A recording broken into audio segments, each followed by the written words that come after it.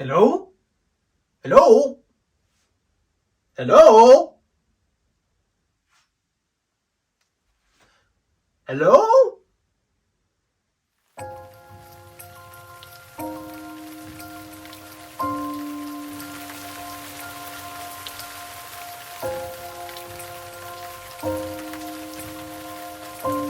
Forget it.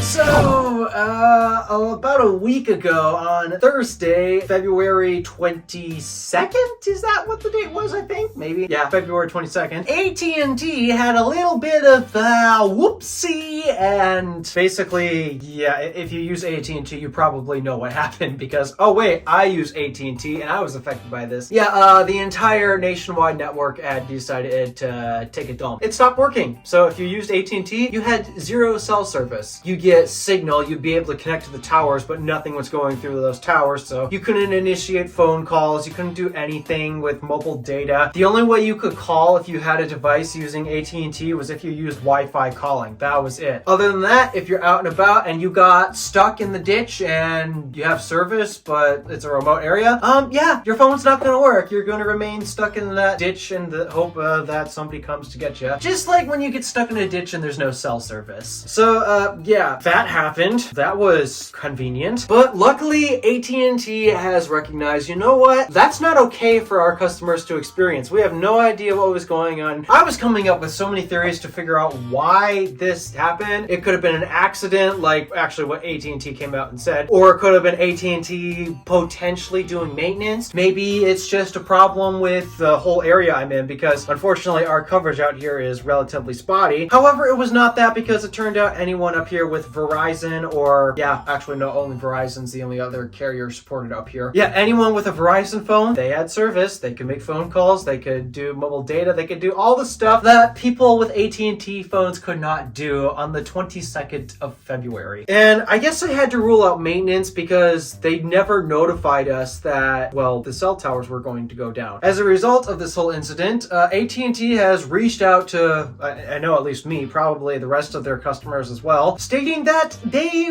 didn't necessarily plan for what was about to happen, and they were sorry, and that they were actually going to make it up to us by giving us a discount on our plans, well, for the next billing cycle. What is that discount? I called up the manager of my AT&T account, and apparently he doesn't completely remember, but we've tried looking for it again, but we can't find it. We think it's $5 discount per line on the plan. So if you have 6 people on a plan, then that's basically $30 off your next bill. So, okay, that's nice. And actually, I do appreciate that, AT&T, for reaching out to us and notifying us that, hey, something went wrong on your end and you didn't plan for it. Nope, it was not intentional. And to rectify the whole situation for us, they decided to give us a discount because of their mistake. That's good. I like that. That's taking accountability for your mistakes, and I am perfectly happy with that decision. Now, I'm not going to leave this video that short. I mean, yeah, I couldn't leave this as a short video. I wanted to take the rest of this time to discuss a bit of a problem we have with cellular connectivity. You guys may remember quite a few years ago, I don't rant on it that much anymore, and that's because there's nothing I can really do about it. You guys might recall I used to rant on 5G a ton. Today, we're bringing 5G. 5G, 5G, 5G, 5G is the 5G. 5G, 5G, 5G. And how the carrier networks were all so gung-ho about advertising the importance of 5G in your smartphone. You have to have 5G. You have to have 5G. Meanwhile, they just were refusing to take care of a completely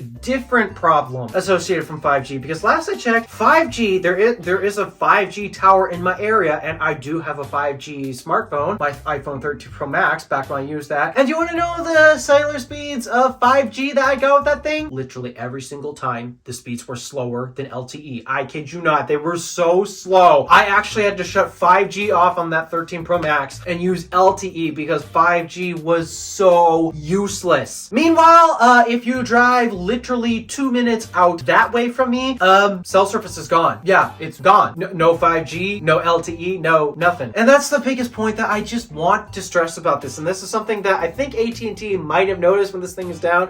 Not having any service at all call is a bad thing. And it kind of stinks when you live out in an area where there is no cell service. So apparently, because everyone got a taste of their cell service being gone today, imagine what that's like 24/7. Some people have to. Drive 2 minutes out that way, you have no cell service. Those people out there are forced to use landlines or Wi-Fi calling in order to actually make phone calls or use mobile data or whatever. And this is what's really driving me nuts about the carriers. They're always putting their emphasis on 5G importance and not focusing on growing their network so that way it doesn't matter where you go. It doesn't matter where you are positioned. You will always remain connected. That to me is a better selling point. I heard something about T-Mobile partnering up with Starlink to provide satellite cellular access, I guess, which would in theory allow cellular data anywhere you are as long as you can point your phone up in the sky. I don't know about you, but that's a much more valuable selling point to me than having a gigabyte download speeds when you are literally standing right next to one of the, how many, 2, 3, 5 towers available in the nation. And again, you have to be standing directly next to it. I don't understand that selling point, and I really think that these carriers are missing the point. And that's why I want them to focus on expanding the network, expanding coverage, because that to me is the biggest, the best selling point. Everyone on AT&T has now realized what it's like to basically not have cell service for a day. Imagine not having any cell service at all. So yeah, I just wanted to take some time to rant on that. And this is what happens when you focus on, oh, 5G here, 5G there. Hey, everybody gets 5G, except it's not the super fast kind that is the really 5G's biggest selling point. So yeah, thought I'd bring that up because I haven't ranted on it in a while, and I will continue to criticize carriers who brag more about 5G than expanding their coverage. So, alright, thank you for watching. Do me a favor and interact with the stuff below. My name is DeWolf, Random Alpha, signing out.